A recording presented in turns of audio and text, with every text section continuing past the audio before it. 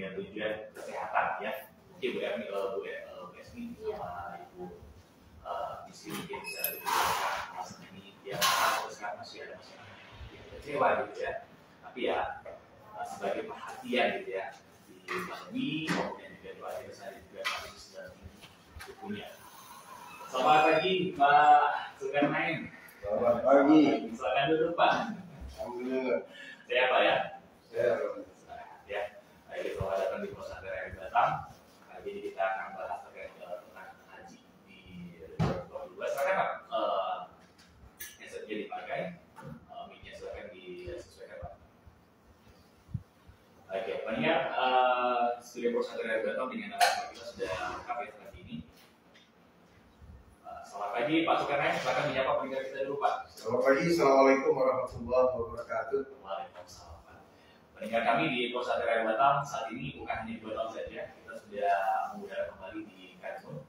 Kita di Karimun sampai ke Bengkulu, itu juga pernah ke Riau di Bengkalis, ke Butung dan sekitarnya, dan juga pendengar yang ada di Singapura, Malaysia juga baru. Mereka juga bisa dengarkan melalui aplikasi streaming kita. Oke, Pak Zulkarnain ya, nama sebenarnya Bu Esmi ya. Saya pengen cerita dulu dari Pak Zul ini bagaimana Pak persiapan haji di tahun 2022 ini khususnya di Batam Pak ya, bagaimana sampai saat ini? Ya, alhamdulillah. Assalamualaikum warahmatullahi wabarakatuh. Terima kasih dari Batam. Pada pagi hari ini kita bisa bersama masyarakat Batam dan juga di daerah lain tentunya dalam kegiatan persiapan untuk keberangkatan jamaah haji. Kita tahu bahwa alhamdulillah tahun 2022 ini pemerintah Indonesia kembali memberangkatkan jamaah haji setelah 2 tahun tidak ada pemberangkatan, dan itu juga melalui beberapa skema yang dilakukan oleh Kementerian Agama. Pertama, kita mencoba dengan pemberangkatan umroh terlebih dahulu mulai dari akhir tahun 2021 dan awal 2022 sampai kemarin. Melihat perjalanan para jamaah, alhamdulillah cukup baik. Maka pemerintah Indonesia setelah melakukan beberapa pembicaraan dan negosiasi dengan pemerintah Arab Saudi, maka tahun ini ada pemberangkatan jamaah haji dengan beberapa ketentuan. Ya, ketentuan yang pertama tentu merujuk kepada surat yang dikirim oleh Arab Saudi tanggal 12 April 2022. Yang pertama adalah jamaah yang akan berangkat itu sudah harus vaksin dasar atau paling tidak ditetapkan dengan vaksin lengkap yang diakui oleh WHO. Nah, artinya ini kan vaksin yang 1 dan 2 atau sudah booster. Yang kedua adalah berusia di bawah 65 tahun. 65 tahun. Jadi perlu saya tegaskan bahwa usia 65 tahun ini bukanlah ketetapan dari Indonesia, tapi adalah ketetapan dari Arab Saudi. Nah, tentu kita harus mengikuti ketetapan tuan rumah ya, karena tuan rumah yang menentukan itu semua. Dan yang ketiga adalah tidak memiliki riwayat penyakit akut atau seperti kanker aktif, itu juga tidak dibenarkan. Nah, di sana juga beberapa hal ditetapkan oleh Saudi yang kita sudah laksanakan, yang termasuk pembiayaan keseluruhan. Maka oleh karena itu ketentuan disampaikan tahun ini pelaksanaan jamaah haji seluruh dunia itu hanya 1 juta jamaah. Dan Indonesia bukan secara internasional. Nah, nasional kita mendapat jatah 100.051 jamaah. Yang biasanya kita di atas 200.000. Di atas 200.000, 20%. Ya, 20% dibagilah kepada seluruh provinsi yang ada di Indonesia. Nah, kita bagian 500 lebih ya, ke 600-an untuk Kepri. Yang biasanya kita kan hampir 1000-an. Nah, jadi yang saya melihat bahwa pembagian ini tentu untuk pemerataan seluruh Indonesia dan sesuai dengan jumlah penduduk dari masing setiap provinsi yang umat Islam khususnya.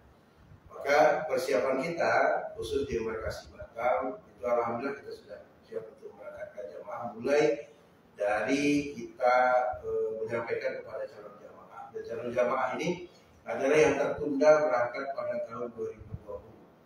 Berarti yang jadi prioritas kita. Tentu seleksinya adalah di usia tadi, dan di usia itulah yang menentukan. Ya, kenapa sih Pak kalau koordinasi ke pusat kenapa dibatasi usia? Dan mungkin dari pusat Pak ya. Jadi kalau dipertimbangkan lagi apa alasan dari pusat? Kalau pusat sih memang tidak ada alasan apa. Ini kan sudah Saudi. Arab Saudi di sini menentukan. Jadi kita tidak bisa dalam arti kata membantah atau apa ya, karena sifatnya Arab Saudi ini kan kalau dia sudah menetapkan A ya A gitu. Jadi kita harus mengikuti, Mungkin ada pertimbangan khusus karena dianggap bahwa sekarang kan masih pandemi ya, masih pandemi dan dianggap usia di atas 65 tahun usia sangat rentan. Mungkin itu salah satu alasan yang positif berarti. Logis dan positif bagi kita menanggapinya. Kenapa pemerintahnya? Karena dia juga nggak mau repot. Mohon maaf dalam kutip, kalau sempat usia di atas itu yang rentan terhadap penyakit atau pandemi ini sempat terjadi terpapar yang begitu besar kan kerepotan dia. Nah ini makanya skemanya pertama tahun ini dibatasi dulu. Yang biasa kan sampai hampir 2 juta atau 3 juta jamaah yang ada di sana. Dan tahun ini cuma dibatasi 1 juta. Dan tidak lain adalah bagaimana supaya pelaksanaan ibadah haji tahun ini betul-betul sukses dan pandemi ya, tidak banyak terpapar di sana kan gitu. Itu harapannya seperti itu dan bisa terkendali dengan baik. Itu gimana respon dari jamaah Batam? Nah, jamaah itu pertama awalnya beragam. Ada yang menyatakan ya, yang kita sedihkan itu ketika memang suami istri, suami umur umpamanya 67 tahun, ya. Istri baru 64 tahun, kan istrinya masuk, suaminya tidak. Kan gitu. Ini yang menjadi dilema sebenarnya jamaah. Dan itu tidak bisa kita gabungkan apapun alasannya. Karena batasannya adalah usia. Maka kita beri pengertian. Ya secara syariat tentunya istri harus berangkat seizin suaminya. Kan? Kalau suaminya izin, istri yang berangkat, istri yang berangkat. Saya katakan terus terang, kalau ibu tidak izin suami untuk berangkat, tidak boleh berangkat. Tidak boleh berangkat karena ibu harus taat dengan keizinan suami. Tapi kalau suaminya ikhlas, tapi kalau suaminya ikhlas untuk melepas istri yang berangkat silakan kan gitu. Dan alhamdulillah rata-rata memang itu suaminya ikhlas, istri yang berangkat, jadi berangkat. Nah, jadi inilah yang pelan-pelan memang kita sampaikan kepada jamaah. Sampaikan kepada calon jamaah haji kita, memberikan pengertian kepada mereka. Walaupun awal itu kita sosialisasikan tanggapannya sangat beragam, tapi alhamdulillah secara pelan-pelan mereka bisa memahaminya bahwa ini adalah ketentuan yang sudah ditetapkan oleh Arab Saudi, bukan kewenangan di Indonesia. Kita bisa bayangkan seharusnya masuk dalam kuota berangkat jamaah haji Batam khususnya itu tereliminasi karena usianya 72 orang. Itu tertuanya 86. Jadi memang tadi kan usia-usia yang tua yang berangkat ya. Ya biasa ya itu. Tapi kan paradigma mulai berubah. Artinya jemaah sudah mulai ini Pak ya, religius Pak ya. Sudah mulai berubah. Tapi memang pikirnya kan masa tunggu ya. Masa tunggu kan panjang. Hari ini kalau dia daftar di umur 40 tahun gitu ya, masa tunggu kan sampai 25 tahun. Berarti kan sudah 65 juga kan ini ya, kalau dia mendaftar hari ini umur 40 tahun. Orang bilang, kenapa daftar haji hari ini kan masih muda 40? Iya masih muda 40 hari ini, tapi berangkatnya nanti kalau nunggu 25 tahun kan udah 65 juga sih ya. Itu seperti pada ini. Nah itu yang terjadi hari ini kan, itu terjadi hari ini.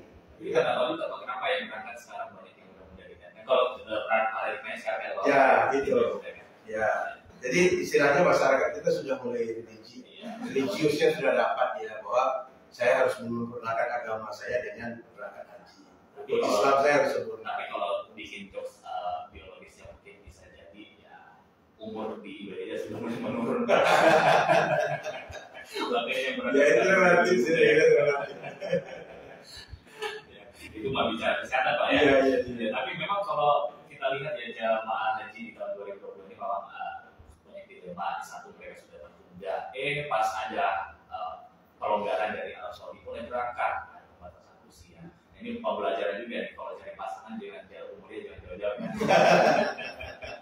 1 tahun aja kenapa ya? Iya. Apalagi mereknya 5 sampai 10 tahun gitu kan. Oke, jadi untuk persyaratan di jamaah haji di tahun 2020 ini apa saja Pak? Ya itu yang saya sampaikan tadi, persyaratan yang ditetapkan oleh Arab Saudi, usia, vaksinnya yang tidak memiliki penyakit seperti kanker aktif, cuci darah dan lain sebagainya. Kemudian, nah ya usia tadi. Setelah itu juga persyaratan ditetapkan itu ya biasa sih secara administrasi mereka punya paspor, sudah homologasi, semua itu sudah kita siapkan. Dalam arti kata bahwa pemberangkatan jamaah haji embarkasi Batam itu insya Allah sudah ready, sudah siap kita semua untuk menerima jamaah, dan bahkan secara nasional kan sudah ada berangkat, tanggal 4 kemarin, tanggal 5 terbang, itu sudah ada sampai ke Madinah dan disambut antusias oleh masyarakat atau pemerintah Arab Saudi menyambut jamaah haji yang ada yang sudah tiba di Madinah. Artinya ini haji tahun ini disambut gembira bukan hanya masyarakat Indonesia tapi dunia, termasuk Arab Saudi begitu antusias yang menyambut jamaah, karena bagaimanapun kita semua merasakan sudah 2 tahun tidak ada melaksanakan ibadah haji. Oke, betul, kita akan dulu bila telepon Pak. Ya, silakan. Satu. Halo, selamat pagi. Waalaikumsalam Pak. Pak Lukman bantu lagi. Silakan Pak Lukman.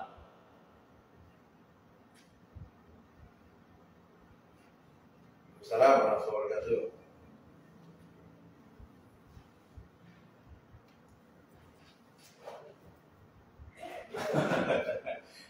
Jangan terlalu kecewa Pak.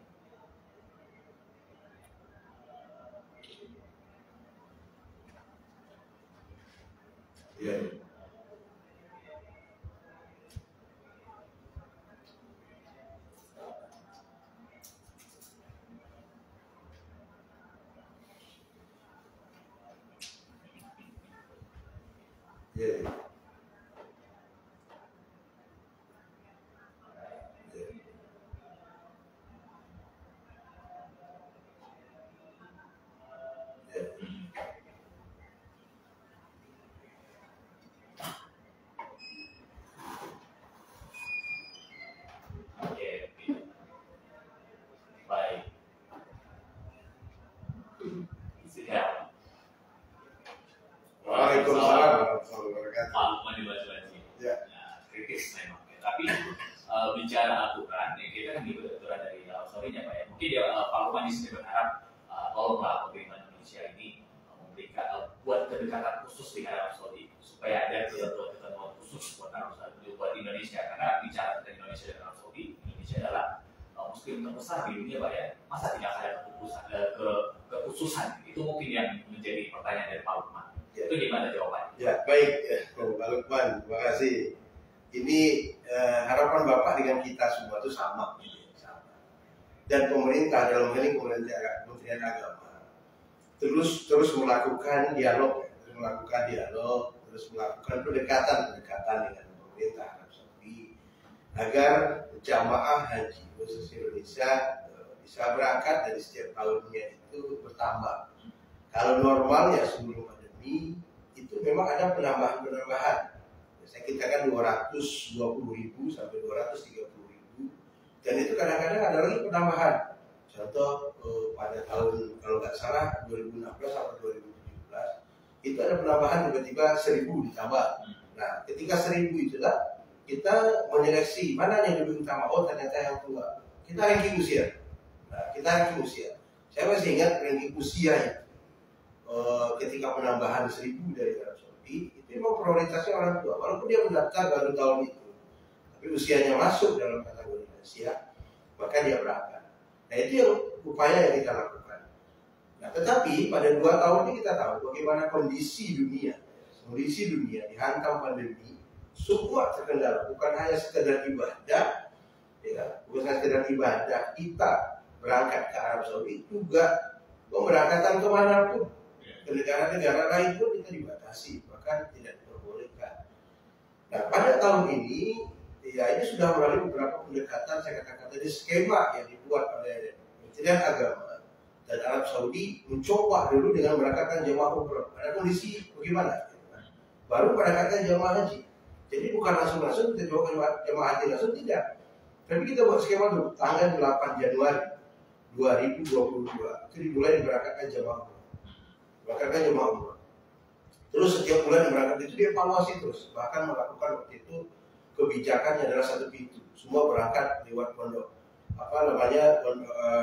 asrama haji Pondok Gede, dan semua berangkat melewati Jakarta, bahkan waktu itu harus dikarantina sampai harus PCR itu 5 kali jemaah itu bolak-balik itu PCR 5 kali. Namun lihat perkembangannya ternyata bagus. Nah, bagus tentu tidak bisa serta-merta harus dipenuhi kuota seperti dulu. Nah, seperti dulu dibatasilah kuota itu hanya diberi 1 juta. 1 juta itu 15%-nya adalah dari pemerintah Arab Saudi, 85% adalah untuk dunia dan negara-negara biasa mengirim jamaah. Nah, dari situ kebagianlah kita untuk saya katakan tadi 100.051 jamaah. Itu berangkat dibagi lagi kepada 34 provinsi dan beberapa embarkasi. Nah, kebagianlah kita, begitu. Kebagian kita. Nah, dengan kategori bahwa kita membatasi usia dan lain sebagainya sesuai dengan ketentuan yang dibuat oleh Arab Saudi. Nah, tentu ada kesempatan lain seperti badal. Nah, badal ini adalah pertama orang yang sudah meninggal dunia boleh dibadalkan hajinya. Yang kedua orang yang sakit, ya, sakit yang tidak mungkin lagi bisa berangkat ke tanah suci, ya, atau tidak mungkin lagi melakukan perjalanan jauh, nah, kan gitu. Nah, ini boleh dibadalkan. Nah, yang membadalkan ini tentu saya setuju dengan Pak Lukman, harus kita lihat mengerjakan itu siapa. Kecenderungan kita memang adalah masyarakat Indonesia yang mungkin di Arab Saudi atau mahasiswa-mahasiswa sana yang kita berikan, dan dengan tanda tentu selesai melaksanakan itu sebagai buktinya ada sertifikat badal haji, ada sertifikat badal haji, itulah yang kita berikan kepada ahli waris. Memang saya katakan bahwa biaya ini kan beragam, kita kan jasa ya. Pada orang, nah kamu nanti melaksanakan badal ya, orang tua saya ini segala macam, berapa biayanya? Ya seperti mungkin ada yang ngasih harga 5 juta, ada yang ngasih harga 10 juta, kan gitu. Tapi ketika kita berbadal kepercayaan kepadanya, tentu kita berharap bahwa dia betul-betul melaksanakan dengan baik, ikut hukum, gitu ya, untuk melontar jumroh di Mina. Semua pelaksanaan tidak rukun dan syarat haji itu dilaksanakan, Nah, kalau masalah harga memang kadang-kadang bervariasi. Variasi itu adalah sesuai dengan yang melaksanakannya.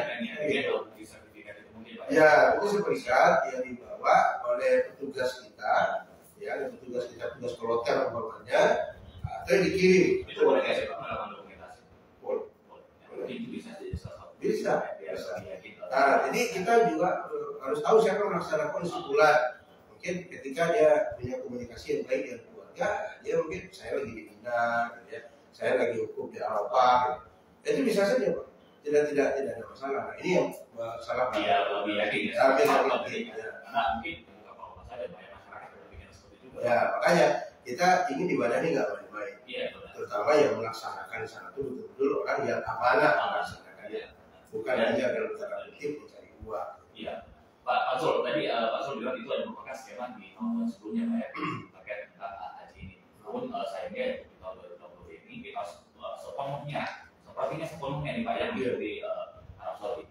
Tapi kalau kita mungkin menskemakan lah di tahun depan, kalau kita seandainya dengan kondisi yang sama, kira-kira gimana skema yang akan dibuat oleh Kementerian Agama terkait haji? Iya, jadi kita ingin melihat sekaligus memantau evaluasi. Jadi pelaksanaan umroh, evaluasi bagaimana hasilnya.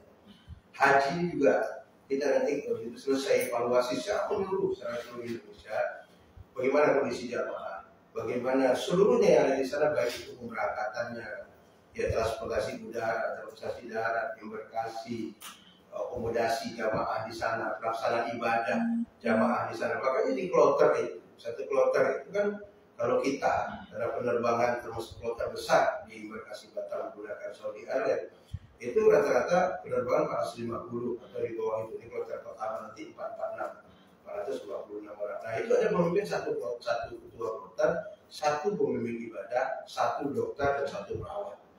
Ya kan? Ada 4 orang yang memimpin dalam satu kloter. Nah harapan kita ini kan nanti mereka bawa laporan. Karu-karunya juga dibantu, di bawahnya ada ketua rombongan. Ketua rombongan itu membawahi 45 orang. Ada lagi di bawahnya ada regu. Ketua regu itu membawahi 11 orang. Nah artinya organisasi yang dibuat ini dalam masa ibadah, dalam satu kloter itu membuat laporan bagaimana kondisinya. Inilah kita evaluasi. Nah kalau harapan kita tahun ini sukses pelaksanaannya, tentu tahun akan datang akan kembali skema kepada semula. Tapi kan kita masih mengikuti aturan dari Arab Saudi. Nah itu bisa berubah. Iya, gitu ya. Artinya kita masih menunggu dulu. Ya, pasti. Artinya gambarannya kira-kira seperti itu. Ya, jadi gambarannya seperti itu dan kalau sukses itu kita bisa minta. Tapi gambaran lainnya kalau seandainya Arab Saudi dengan kondisi yang sama di tahun ini.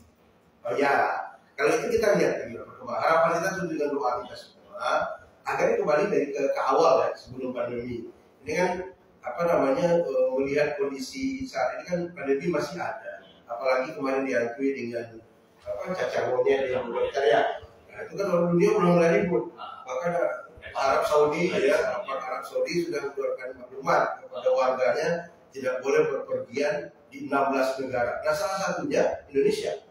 Nah gitu. Tapi itu kan maklumat yang diberikan oleh Arab Saudi untuk warganya.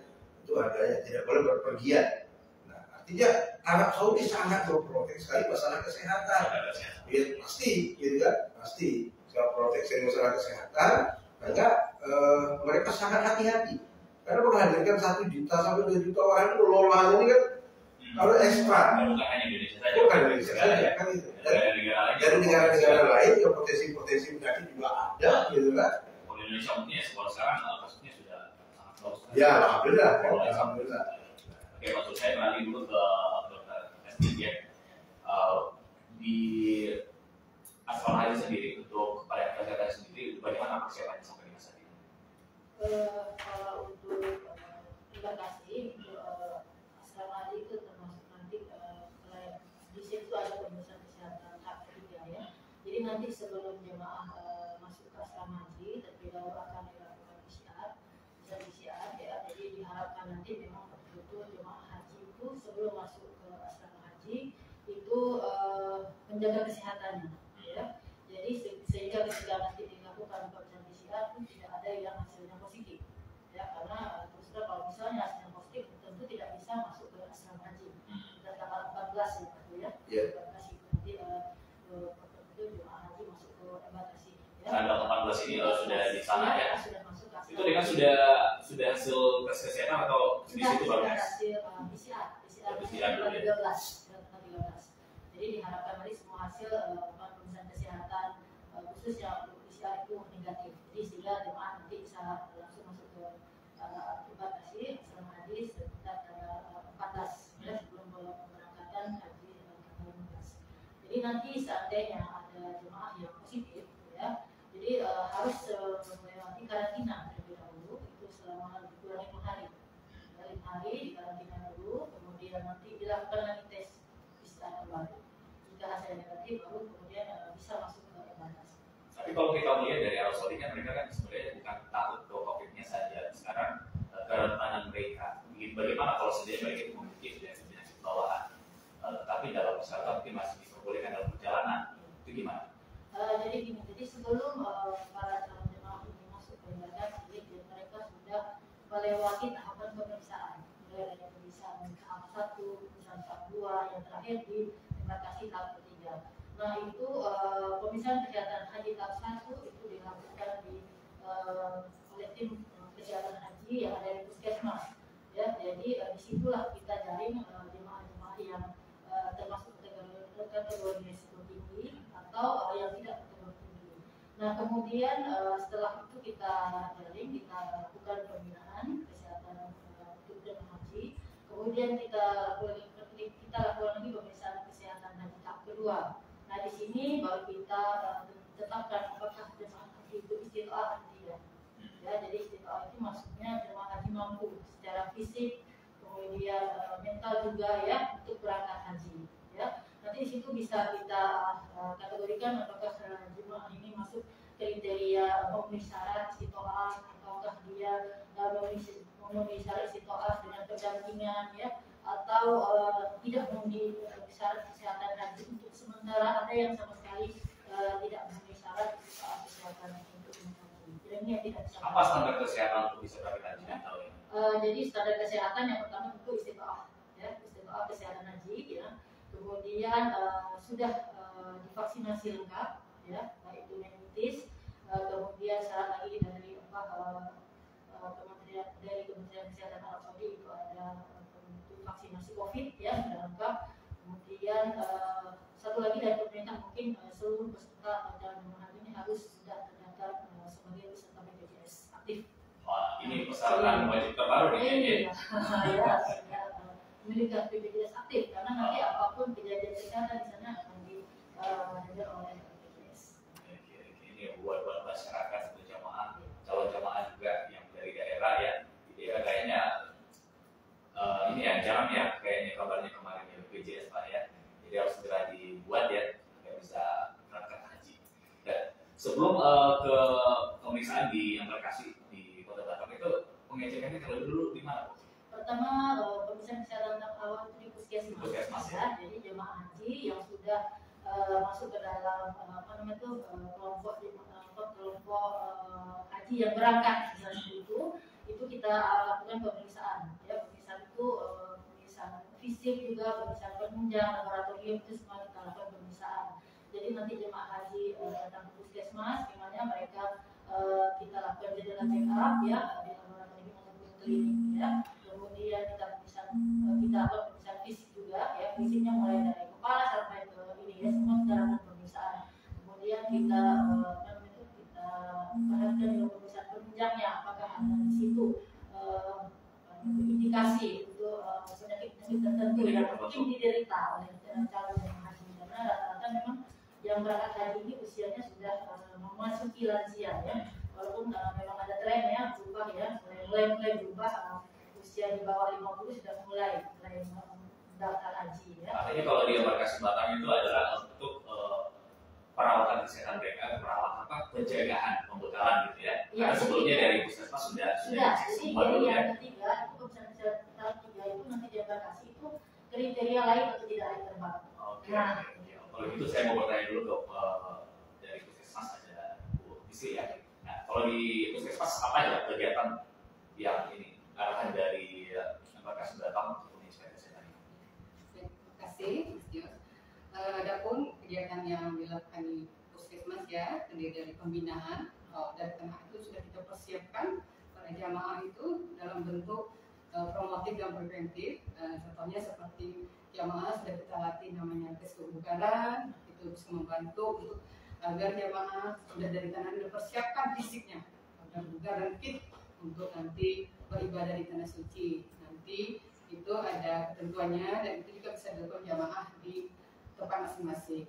Kemudian untuk pemeriksaan kesehatan yang di puskesmas tadi juga disebutkan Dr. Esni yang tahap pertama tadi ya, itu menyatakan risiko tinggi dari itu kita lakukan check up. Kalau memang ada hasil yang perlu kita rujuk, kita lakukan rujukan ke spesialis. Nanti kita minta balasannya apakah ini bisa direkomendasi untuk bisa berangkat atau tidak. Kemudian kita setelah itu kemudian kita lakukan proses kesehatan tahap 2. Di sini yang tentukan adalah untuk menentukan tadi kondisi jamaah apakah istiqomah atau tidak. Sedangkan untuk yang tahap 3 itu dilakukan oleh PPIH di embarkasi yang layak terbang atau tidak. Jadi kalau puskesmas hanya dari tahap 1 pembinaan gitu ya. Untuk gimana pembinaannya gimana aja misalnya? Kalau kita yang sudah pokoknya semua itu namanya tes kebugaran dengan metode rock sport, Mas Jus. Jadi apa tuh tes kebugaran? Mereka disuruh lari kah atau gimana? Ya, itu dalam bentuk jarak tertentu 1.600 meter. Jadi jemaah tuh bisa lakukan dengan jalan-jalan cepat atau jogging ya, bisa itu dengan waktu tertentu itu bisa ditentukan ini apakah jemaah yang bugarannya itu kurangkah, cukup atau baik. Nah dari situ kita bisa nilai, nanti kita bisa rekomendasikan kalau misalnya cukup lakukan kegiatan olahraga ini, kalau nanti misalnya sedang baik lakukan olahraga ini. Jadi jemaah tahu sendiri dan itu bisa latihan sendiri di rumah masing-masing. Ini pembinaan dimulai dari kapan pembinaan ini? 2 bulan ya, 2 bulan kita kemarin sudah 3 bulan. Februari sudah mulai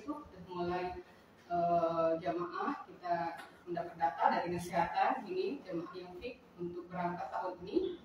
Ya, mereka nanti sudah tahu dari kemana juga koordinasi.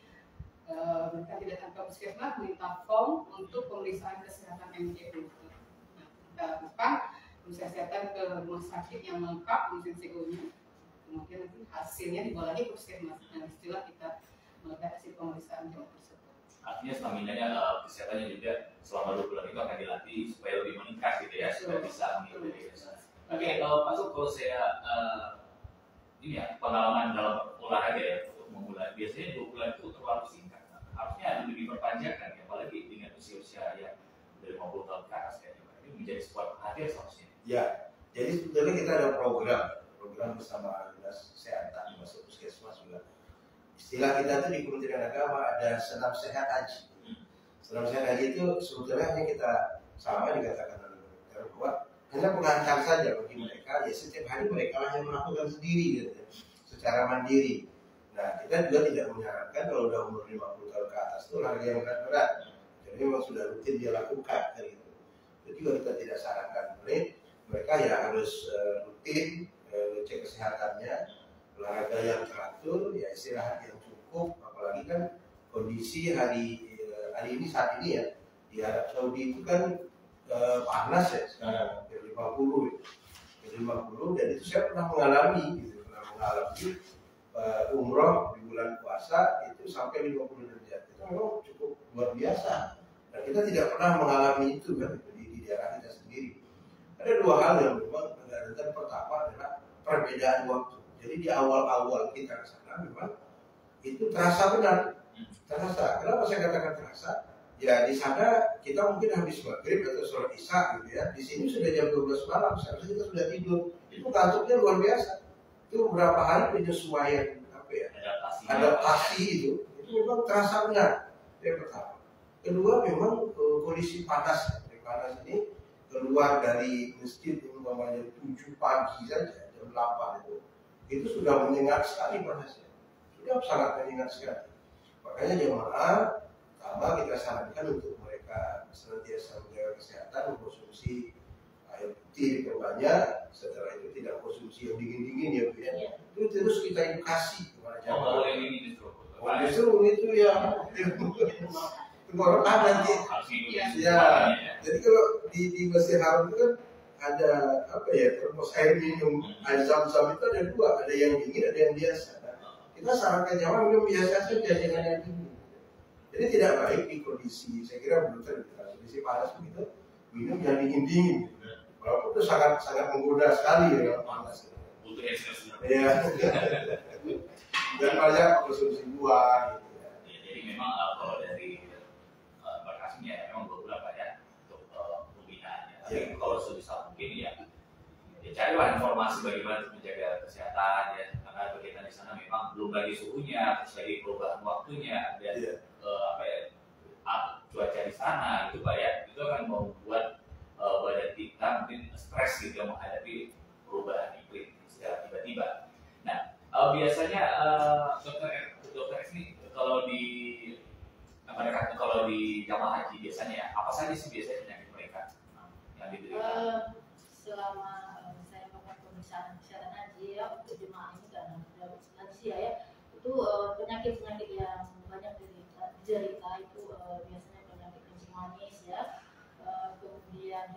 hipertensi juga, penyakit jantung juga ada beberapa ya. Kemudian penyakit sesak nafas ya seperti itu.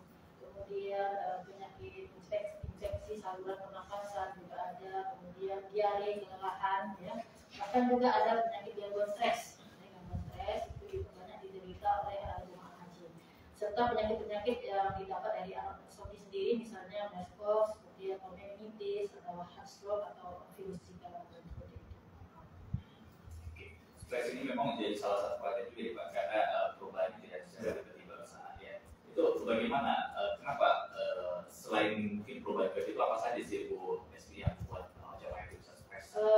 Stres di sini itu gangguan perasaan ya saat menghadapi stresor atau pemicu stres sendiri ya, baik itu yang bersifat fisik maupun mental maupun spiritual juga ya. Panik ya gitu ya panik benar ya, karena itu apalagi yang belum pernah ke sana, apalagi yang sudah pernah umroh mungkin sudah tahu medannya bagaimana, mungkin tidak begitu stres ya dibandingkan dengan orang yang belum pernah sama sekali ke Arab Saudi ya. Mereka belum pernah sama sekali ke sana, kemudian pada saat usia yang mungkin sudah tidak muda lagi ya, di mana kondisi fisik juga sudah mulai menurun, nah itu makin memperbesar tingkat stresor pada calon jemaah haji tersebut ya. Jadi stres itu sendiri bisa dipicu oleh situasi yang baru ya, seperti disampaikan tadi, situasi baru, kemudian perbedaan waktu juga yang tidak sama antara di tanah air dengan di Arab Saudi ya. Jadi kita harus merubah pola fisiologis badan kita yang harusnya jam 12 malam sudah tidur,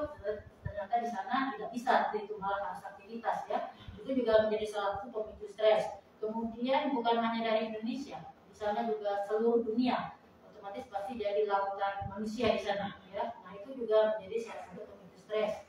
Di samping itu antara orang dengan orang mungkin ada perbedaan kebudayaan ya, kebiasaan, itu juga menjadi salah satu pemicunya lagi.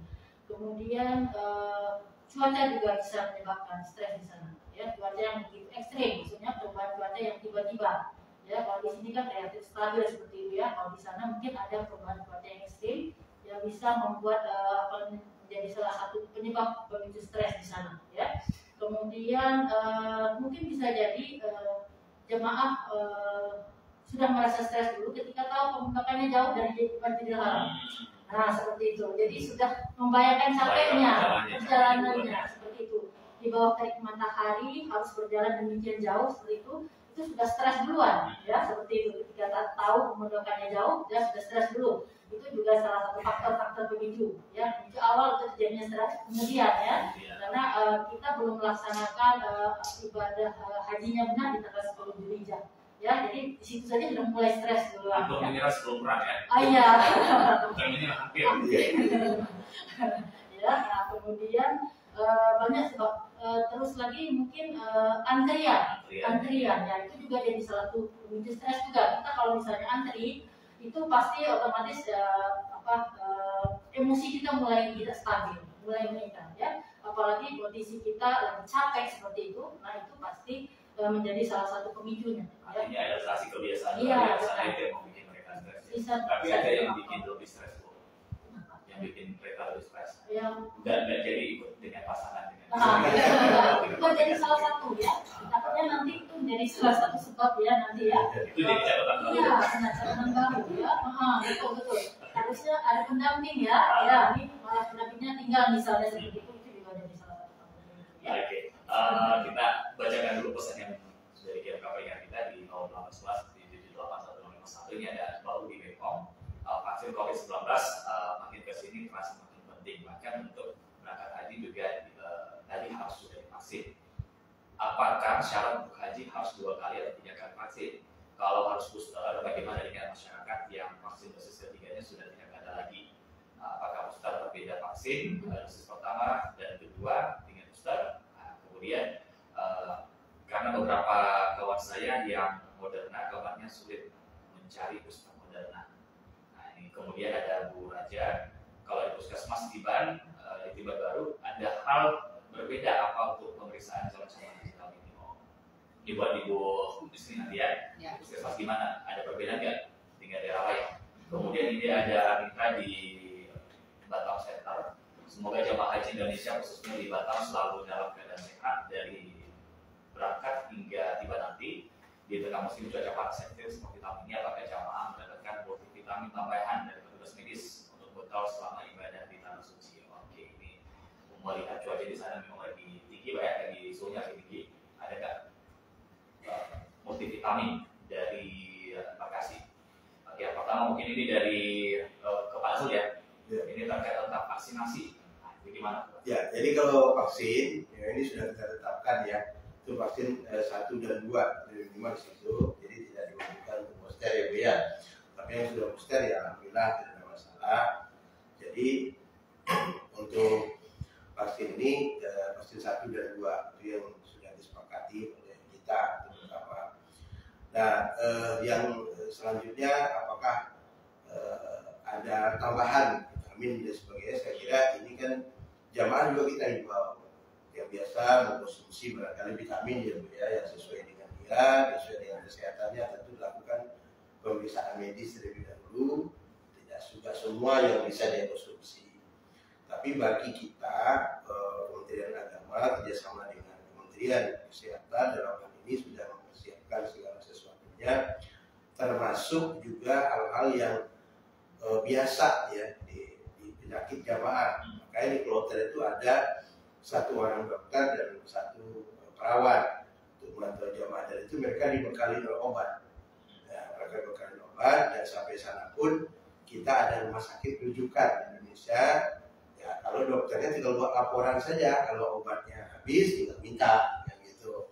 Obat apa yang dibutuhkan tinggal minta. Semua fasilitas itu sudah disiapkan di sana. Gitu. Oke, ke Bu Misri ini terkait dengan puskesmas, bagaimana di sana untuk pemeriksaannya?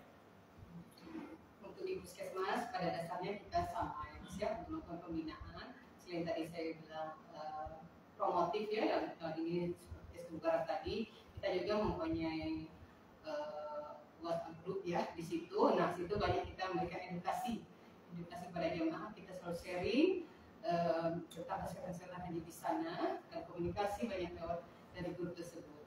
Jadi mereka juga banyak dapat informasi, tidak harus kita membuka ya, karena kondisi jemaah juga yang banyak bekerja, banyak yang aktivitas lain. Jadi dengan situ sangat efektif untuk kita berkonsultasi dan berbuat grup tersebut. Kita bisa.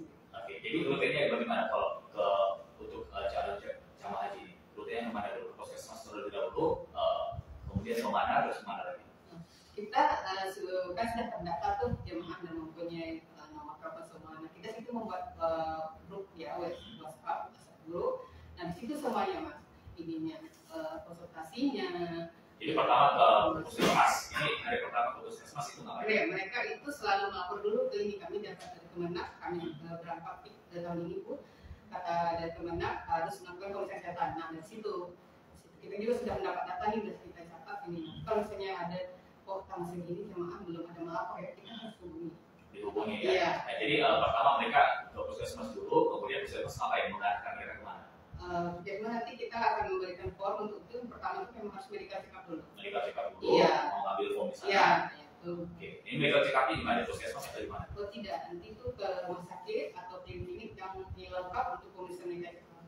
Karena situ harus ada ronsen, pemeriksaan jantung, terus pemeriksaan cepat yang fasilitas kesehatan yang lebih lengkap.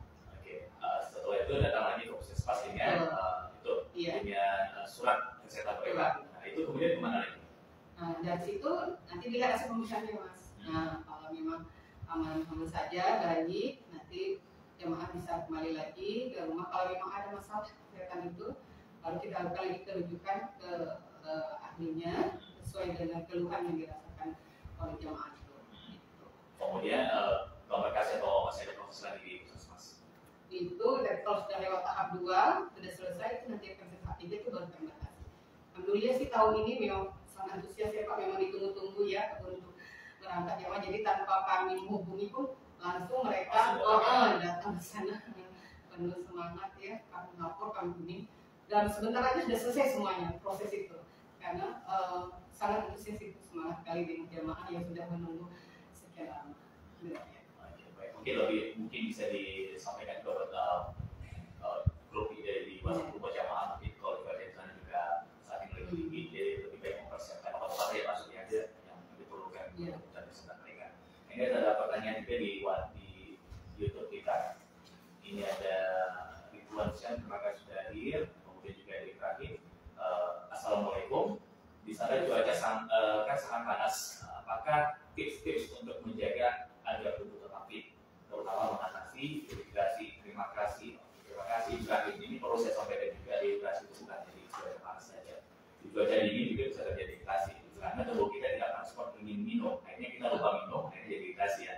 Nah, tapi bagaimana untuk menghindari dehidrasi di cuaca yang panas, Bu Esti? Baik, terima kasih atas pertanyaannya. Jadi memang dehidrasi ini kata yang mudah dan sering kita dengar ya. Karena tubuh kehilangan cairan, kurang cairannya, hilang sampai kehilangan cairannya. Jadi dehidrasi ini ada yang ringan, sedang berat ya, biasanya gitu. Nah, kalau untuk cuaca yang di sana panas ya, jadi caranya supaya tubuh kita tidak mengalami dehidrasi, tentu otomatis cairan yang masuk ke tubuh harus sesuai dengan cairan yang keluar dari tubuh. Ya. Jadi otomatis kita harus banyak mengkonsumsi air putih, ya, terutama air putih yang dingin. Ya.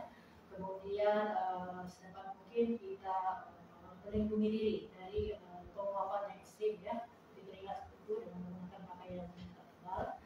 Kemudian kita banyak konsumsi sayur-sayuran dan buah ya, terutama buah-buahan yang mengandung cairan air ya. Gitu.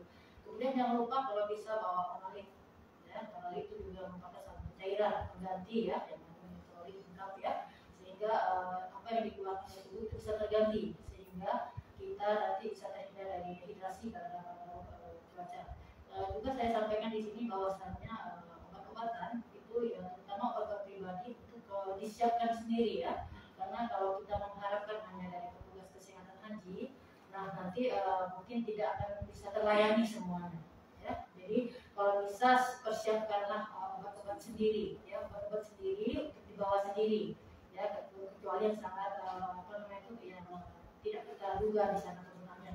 Seperti vitamin tadi ada yang pertanyaan ya, itu vitamin seperti apa tidak disiapkan dari dari dinas kesehatan misalnya seperti itu. Jadi himbauan kami ya itu persiapkanlah sendiri, bawa sendiri, karena masing-masing orang kan berbeda-beda konsumsinya ya, yang mana yang cocok sama dia itu berbeda-beda ya. Jadi obat-obat terutama yang punya penyakit-penyakit yang saya sebutkan tadi ya, itu persiapkanlah sendiri ya. Jadi kalau kita hanya mengharap nanti di sana ada petugas kesehatan ya 450 dengan satu orang dokter, itu tidak akan bisa melayani semua ya. Nah itu juga nanti menjadi sebab semakin tingginya angka kesakitan di sana ya, bahkan mungkin angka kematian ya.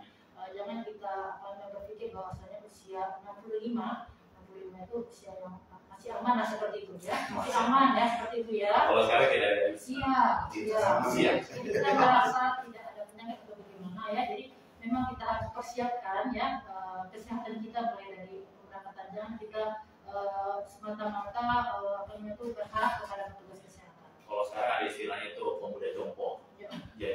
Jadi bukan hanya orang tua saja yang ada penyakit, pemuda juga sangat. Benar ya. Mulai dari karena mutasi dari virus, kemudian juga dari makanan yang terkandung ya.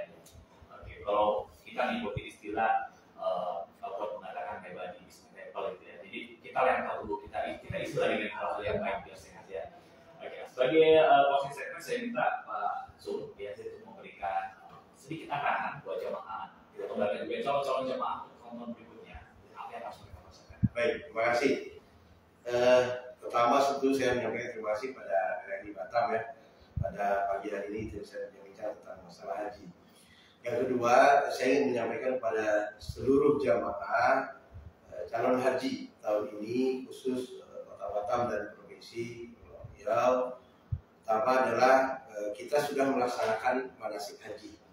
Manasik haji itu pahami ilmu tentang melaksanakan ibadah haji. Pertama, jadi buku panduan yang sudah diberikan oleh Kementerian Agama kepada jemaah itu dibaca. Baik itu buku-buku panduan, termasuk mungkin juga dalam bentuk video gitu ya. Tolong dipahami dan sehingga ibadah kita bisa terlaksana dengan baik. Nah selanjutnya yang tidak kalah pentingnya, karena haji ini ibadah fisik. Jadi semua aktivitas ibadah haji itu menggunakan fisik. Tawaf 7 kali keliling itu jalan kaki. sa'i 7 kali sofa marwah, sofa dan seterusnya itu juga jalan kaki. Gitu ya. Apalagi nanti di Mina untuk melontar jumroh akobah, haji akobah, ula usto selama hari tasrik itu juga jalan kaki setiap harinya. Kan gitu ya. Nah, ini saya katakan ibadah fisik. Maka oleh karena itu tidak kalah penting supaya bukan sekedar ilmu manasik, supaya kita bisa melaksanakan ibadah itu dengan sebaik-baiknya harus punya kekuatan fisik, artinya sehat. Sehatnya. Nah, tadi sudah disampaikan oleh dokter kita tips kesehatan seperti apa. Dan jangan lupa kalau bawa obat nanti begitu masuk asrama tolong didaftarkan obatnya, nah, supaya nanti tidak dianggap itu yang salah gitu ya. Jadi obat yang biasa dikonsumsi mungkin ya karena punya penyakit gitu ya, tolong didaftarkan obatnya termasuk vitamin dan lain sebagainya. Sana juga mungkin bisa dipersiapkan. Ya, jadi ada catatan komunikasi. Jadi obat apa itu tinggal lihat lagi kan. Karena kalau komunikasi mungkin dengan orang sana kan sulit komunikasi, pakai bahasa Arab gitu kan, kita ngerti. Ya, jadi kalau juga tidak ada catatan, mereka hanya ini obat apa. Karena obat ini juga nggak ngerti deh kan. Karena obat ngerti. Tapi kalau sudah ada catatan dari dokter kita tentang ini obat ini, mereka tidak akan nanya lagi. Ada silakan dibawa kan gitu ya. Maka untuk itu para jamaah, dan saya katakan untuk menjaga kesehatan dengan baik. Nah selain dari itu teruslah berdoa meminta kepada Allah. Jadi tidak cukup hanya pada kekuatan fisik, tapi ada menghindari stres tadi kata dokter. Ya salah satunya kita harus kuatkan batin kita. Kuatkan batin kita berdoa kepada Allah, perbanyak zikir kita kepada Allah. Insya Allah Allah akan kuatkan kita.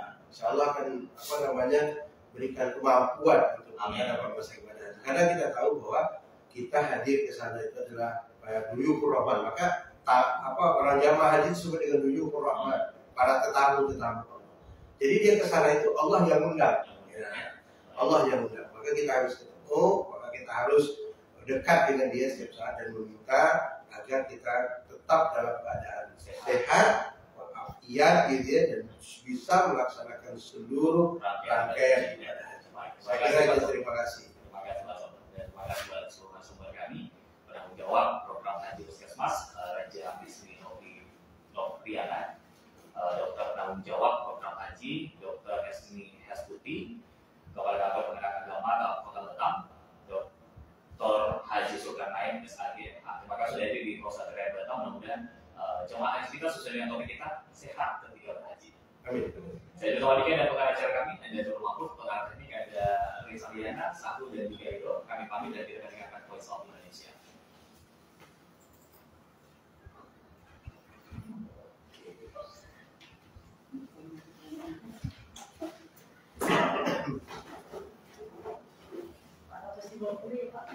Satu dokter, satu perawat. Iya. Kalau dulu 3 Bu. Kalau dulu 3. 1 dokter, 2 perawat. Sekarang ini